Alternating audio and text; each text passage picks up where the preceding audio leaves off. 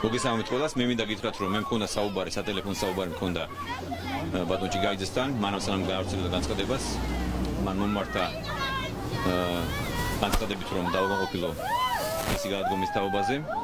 მე მინდა გითხრათ, რომ ლექსი კიდევ ერთხელ დაადასტურა, რომ ის არის მართლაც ღირსეული ადამიანი და ის მოიქცა ისე, როგორც მოიქცეოდა მართლაც ღირსეული პოლიციელი და ერთგული ჯარისკაცი ჩვენი ქვეყნის. მე ადრეს ვთქვი, რომ ლექსი გაიზარდა პოლიციელის ოჯახში, ძალიან ღირსეული მამიშვილია და მოიქცა ისე, როგორც მას ეკადრებოდა და იმისაც, რომ ჩვენ საზოგადოებაში არ დაჭერს არც ერთი კითხვა, რაც არ როგორიც არ უნდა იყოს ეს კითხვა, აბსურდულიც რომ იყოს ეს კითხვა, ჩვენ სხვა სტანდარტები დავამკვიდრეთ ქართულ პოლიტიკაში. იცით, რომ ჩვენი სწორი მმართველობა არის მთავარი ამოცანა და ლექსომ კიდევ ერთხელ დაადასტურა, რომ მისთვის თანამდებობა არ ყოფილა არასოდეს და არც არის მთავარი.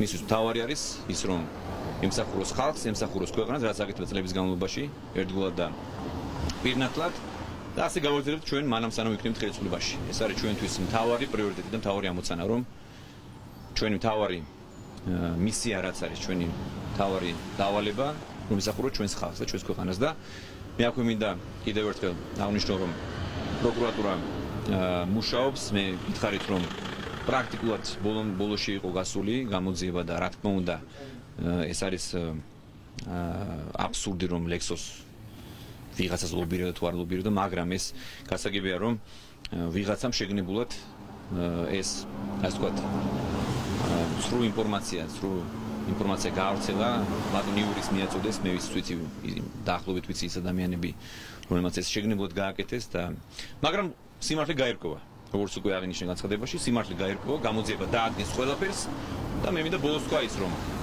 ის სასტიკი საზარელი მკვლელობა, რაც ჩაიდინა ვიღაცამ, ის ვიღაცა ძალიან კაცრად დაიჭება, ასევე სასტიკად დაიჭება, როგორი დანაშაულიც მან ჩაიდინა, მან თუ მათ.